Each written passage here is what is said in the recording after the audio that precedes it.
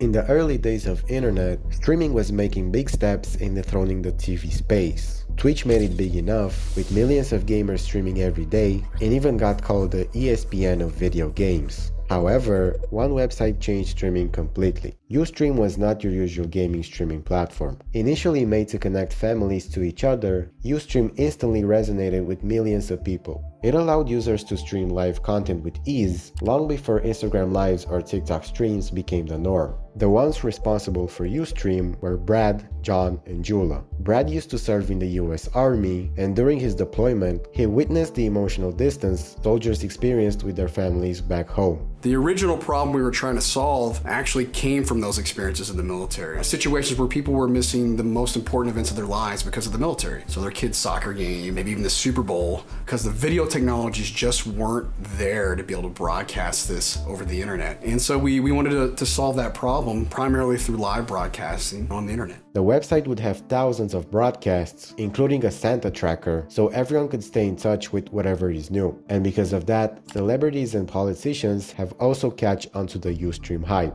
Kanye West, Lil Wayne, Soulja Boy, and many more celebrities were using Ustream as a way to interact, answer questions, and give updates on music to their fans. Speaking of Lil Wayne, Ustream actually got two teenagers in their team, Mazzy Rooney and Matt Schlicht. They would work together in 2005 when Mazzy was just a freshman to create dozens of website ideas. Brad got interested in working with Mazzy and Matt since they had big dreams and were determined to work hard. From there, Mazzy had the opportunity to have Lil Wayne as his client and grow his Facebook page to 30 million likes. We helped them reclaim his Facebook page. We had 1 million fans, and they didn't have access to it. They weren't posting anything to these million fans they had there. It's gone from 1 million to 31 million fans now. We got him a Guinness World Record for the most liked status update on Facebook.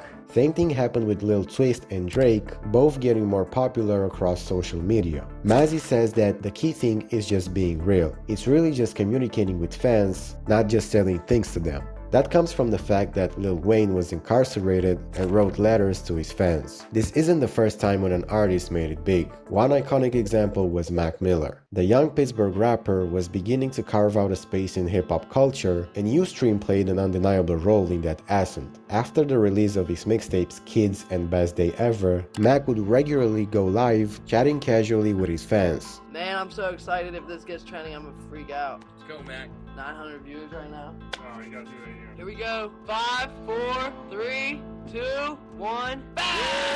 Let's go! Let's go! Got Mac Miller's new tape Best Day Ever, watching him on Ustream. Went from 3,000 to 6,600 viewers in 2 minutes. In those early years, these numbers were astronomical, and they told the simple truth. People craved real-time connection. This whole fiesta even had SoftBank and DCM Ventures in excitement to the point where they invested $20 million in Ustream. Ustream and Twitch are different. Ustream, you can broadcast anything, whereas Twitch is only gaming, therefore making Ustream more unique. However, Twitch was ready to rumble Ustream's plans and become the biggest streaming platform ever. Amazon had done a deal with Twitch for $970 million, in which the platform would get a bigger advantage to dethrone Ustream. News outlets would also have hopes for Ustream to become the next billion-dollar target because they had roots entrenched in Hollywood, which would have made Ustream even bigger than what it was. Unfortunately, that was the last time Ustream was ever a thing.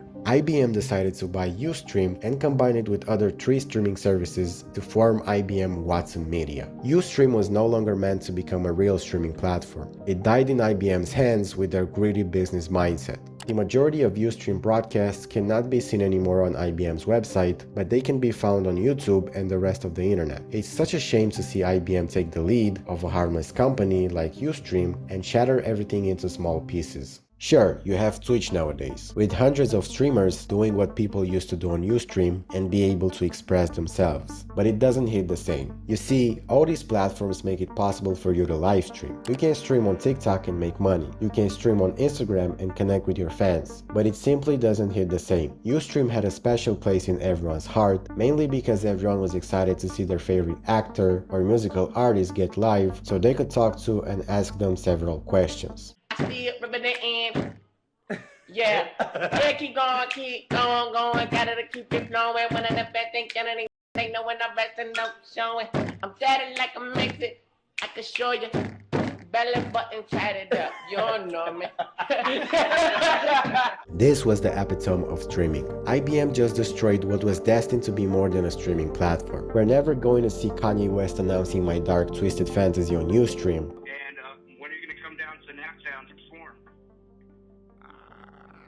Or Soulja Boy being himself, or even see Chief Keef dancing to Gucci Mane. This is why Ustream was special. There wasn't no subscription available, only the chat and the streamer. Along with that, Mazzy has lost track of things, who created a pump coin revolved around Ustream because he's actively working with Brad to bring back the streaming platform. They're currently testing out the functionality of Ustream and even integrated a way to connect your Solana wallet to ensure of a sustainable ecosystem. The ecosystem should not be revolved around money or coins, but rather around giving people what they wanted. The deep connection between the viewer and the celebrity. This isn't really a way to revive Ustream, but at least we're getting it back. Still, it would be a mistake to dismiss Ustream as merely a stepping stone. Its influence runs deeper than most people realize. Before the mainstream media fully understood the power of going live, before creators were being paid to stream their lives 24/7, Ustream had already laid the groundwork. So you kind of beat YouTube with that? Were you ahead of the market? Well, I think the way we like to think about it is we certainly stood on the shoulders of a lot of pioneers, YouTube included. This whole video landscape that has evolved over the last 10 years, there's been a lot of really important players in that, and YouTube's been one of them, but we initially were the first to do it for live. It proved that people didn't just want content. They wanted connection. They wanted a thrill of spontaneity, the unscripted streams, and the chance to be part of something unfolding in real time. In the end, Ustream wasn't just a website. It was a window into a new kind of world where anyone, anywhere could press go live, be seen, and connect with their viewers.